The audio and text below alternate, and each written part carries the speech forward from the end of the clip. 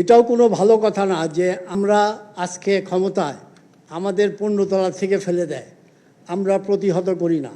এটা তো ভালো কথা না। আজকে আমি যেখানে থাকি ওখানে আমাদের মিডিয়াগুলি ওইখানে 2বার 3বার হামলা হয়েছে। আমাদের মাননীয় সালমান ভাই উনি বলেছে আপনি যে কোনোভাবে মিডিয়াটা রক্ষা করেন। পুলিশ পাঠিয়েছে, সরকারের পক্ষ থেকে যা যা করণীয় সবই করেছে। আমি মনে করি 2000 আগেও বিএনপি জামাত অনেক কিছু করেছে, জানি না কতদূর বিচার হয়েছে। তাদের যদি আজকে বিচার হতো তাহলে আজকে সাহস পেত না। যে আমার মনে হয় সেগুলি বিচারের আওতা আনেন। আজকে যারা করেছে আমি নিশ্চিত যেখানে যেই পুলিশের SP, DIG, IG, intelligence, NSI, DGDFI সবাই জানে কারা কারা এর সাথে জড়িত।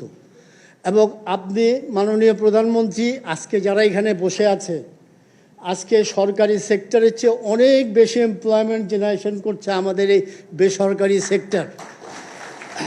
আপনি বেসরকারি সেক্টরের যে অবদান কেউ অস্বীকার করতে পারবে না। আমরা কষ্ট আছি সবাই জানে।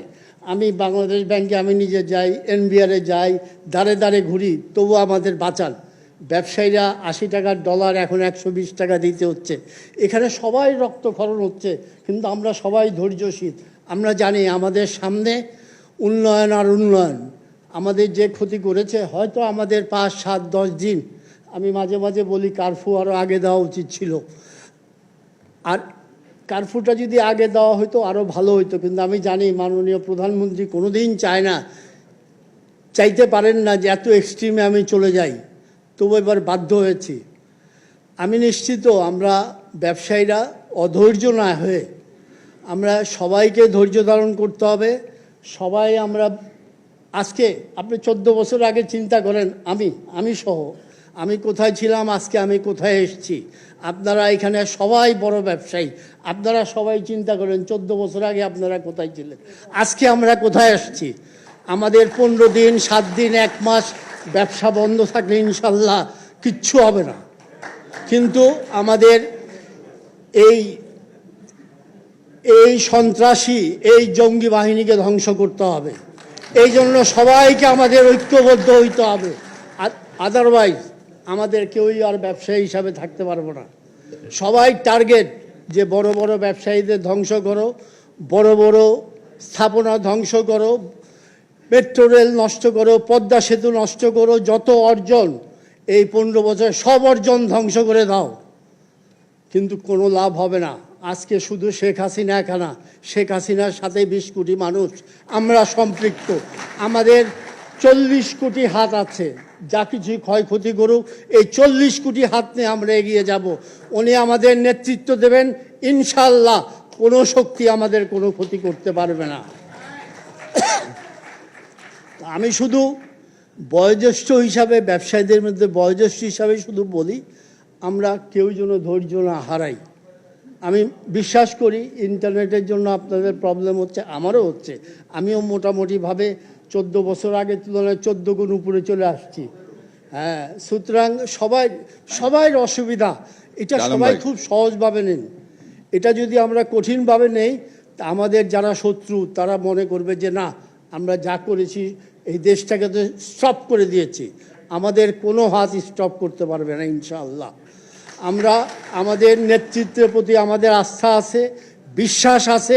ইনশাআল্লাহ মৃত্যুর আগের দিন পর্যন্ত আমরা তার প্রতি আমাদের এই আস্থা বিশ্বাস, এবং মৃত্যুর পরেও তার প্রতি আমাদের আস্থা বিশ্বাস ইনশাআল্লাহ থাকবে। আমি আবারও বলি, ব্যবসায়ীরা, আমি নিজেও অধৈর্য হয়ে গেছি, কিন্তু we have to be calm quiet, আমাদের ধৈর্য ধারণ করতে হবে। এখানে আমার সামনে যারা আছেন আমি নিশ্চিত আপনারা কন্ট্রোল করেন, আপনাদের লেবার কন্ট্রোল করেন, সব কন্ট্রোল করেন। এবং আমি নিশ্চিত দুনিয়ার কোনো শক্তি বাংলাদেশের থেকে এক্সপোর্ট বন্ধ করতে পারবে না। আমরা যত সস্তায় এখান থেকে এক্সপোর্ট করি, দুনিয়ার কোনো দেশ এত সস্তায় এক্সপোর্ট করে না। সুতরাং আমাদের ভয়ের কোনো কারণ নাই। আমি নিশ্চিত খুব শীঘ্রই আমাদের সবাই চেয়ে অনেক বেশি চেষ্টা মাননীয় প্রধানমন্ত্রী, আমাদের বেসরকারি সেক্টরে সালমান ভাই এফবিসিসিআর প্রেসিডেন্ট, ওনারা অনেক বেশি চেষ্টা করছে যে সব কিছু আবার আগের পর্যায়ে নিয়ে আসি। কিন্তু আমার শুধু একটাই অনুরোধ থাকবে, সবাইকে বিচারে আগুন সন্ত্রাসীদের বিচারে আওতা আনেন, না হলে প্রতিদিন এইসব হবে, মনে করবে এ দেশে তো কোনো বিচার হবে না। সবাইকে বিচারের আওতা আনেন, তাহলে ইনশাল্লাহ আমাদের এই যে ব্যবসায়ী শক্তি, এই শক্তিটা অনেক বড় শক্তি, এই শক্তি আজীবন আপনার সাথে থাকবে ইনশাল্লাহ।